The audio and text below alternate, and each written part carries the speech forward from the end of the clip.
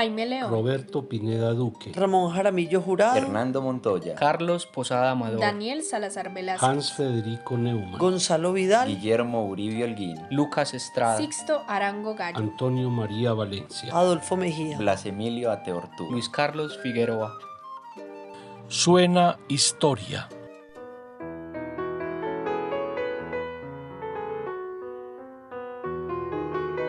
En la historia musical de Colombia no se registra un caso similar al del maestro Gonzalo Vidal.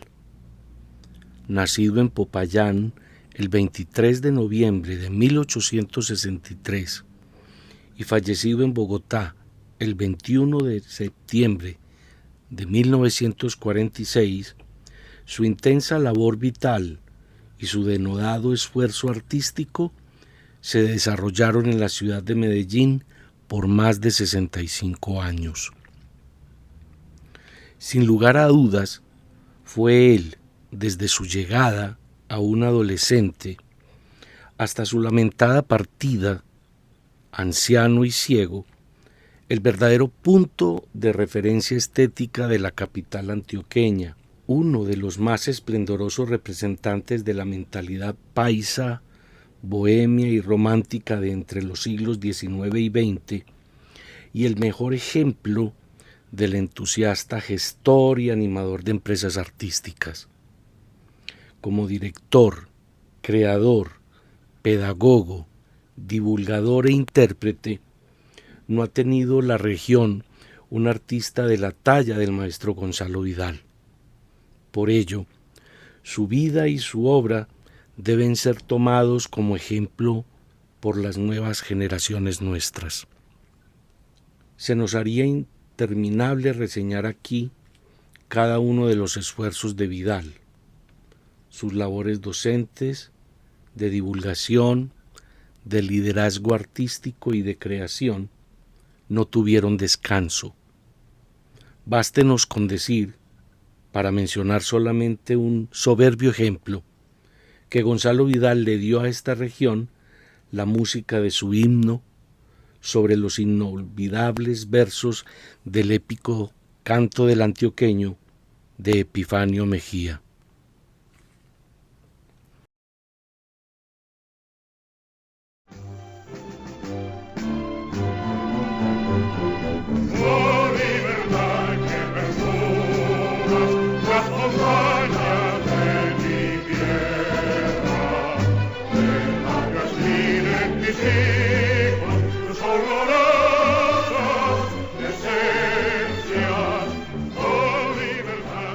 Descendiente de destacados músicos caucanos, Gonzalo Vidal comenzó junto a ellos y a un niño sus estudios musicales en Popayán y los continuó en la Villa de la Candelaria de Medellín, dándose a conocer muy joven su extraordinario talento y convirtiéndose muy precozmente en el eje de toda actividad artística de la capital de la montaña, siendo durante toda su vida acá animador de empresas estéticas. Muchas de las partituras de Gonzalo Vidal se publicaron tempranamente en algunas de las revistas ilustradas de la época. Él mismo trajo a Medellín la primera imprenta musical y dirigió entre 1900 y 1901, en medio de la Guerra Civil de los 1000 días, la que llamó Revista Musical, una empresa romántica y fugaz que no solo presentó artículos sobre música, sino que dio a conocer obras de compositores locales y universales en ediciones dignas de elogio. Vidal fue un artista polifacético. Se desempeñó como director de la banda de música local y de varias orquestas y ensambles instrumentales que llevaron su nombre.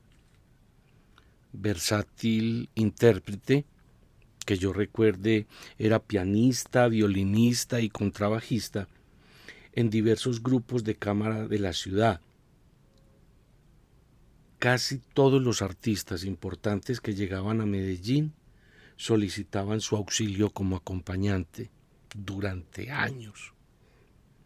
Por otro lado, su papel como pedagogo fue decisivo en la creación y desarrollo de la Escuela de Música de Santa Cecilia, antecesora del Instituto de Bellas Artes de Medellín, lo mismo que en la Escuela Normal de Institutores. Y, cómo dejar de mencionarlo, fue poeta festivo, comentarista musical y escritor de ocasión. Escuchemos de Gonzalo Vidal la melodía en la menor para violonchelo y piano, escrita en 1924, la única pieza que concibió el compositor para este formato. Interpretan Diego Villa, cello, y Teresita Gómez, piano.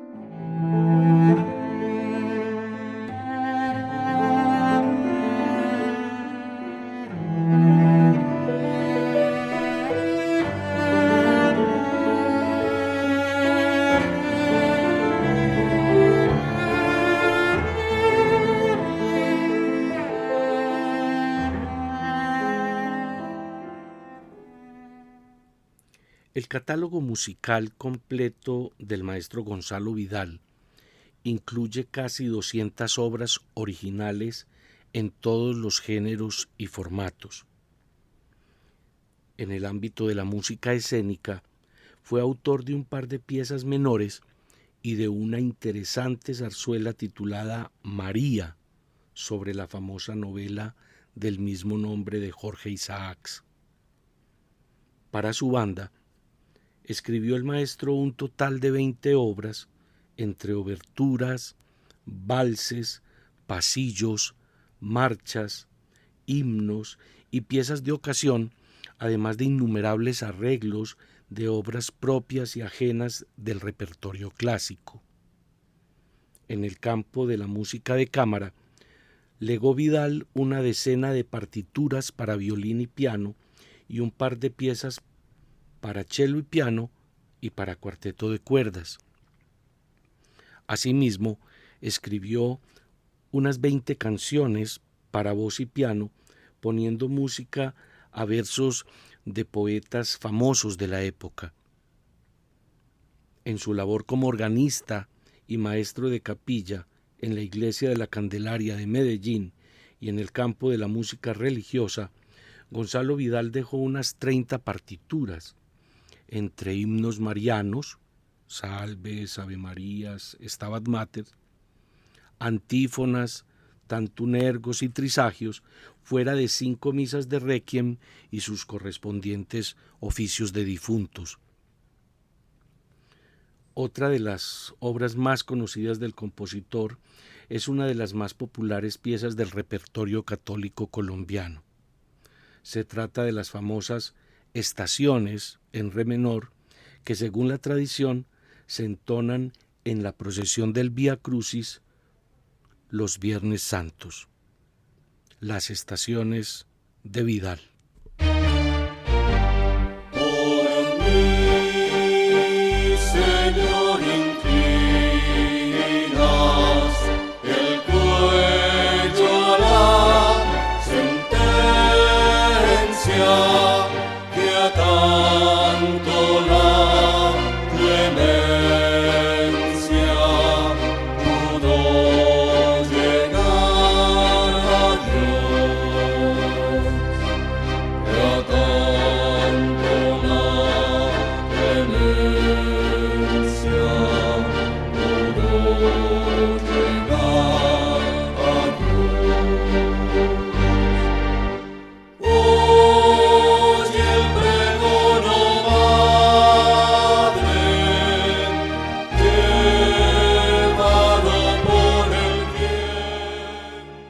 Estás escuchando Suena Historia.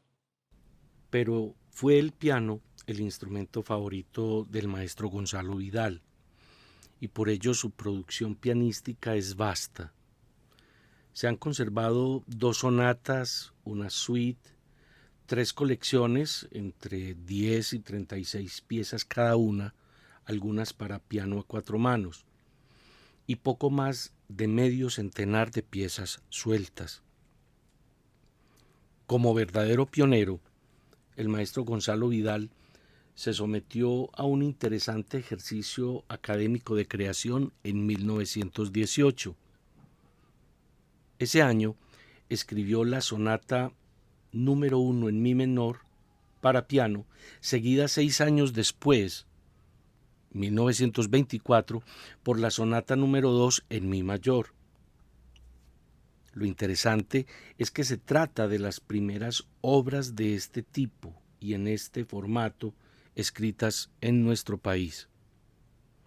En la primera página de ambos manuscritos se lee esta modesta confesión. Dice: el autor hace constar que no habiendo hecho nunca estudios serios con ningún compositor, ni en ningún conservatorio, sus obras de ello deben resentirse, toda vez que se ha limitado únicamente a la lectura asidua de los textos y al descifrar constante de los clásicos. Y esto solo no basta. Escuchemos el comienzo de la sonata número 2 en mi mayor del compositor caucano Gonzalo Vidal en versión del maestro Harold Martina al piano.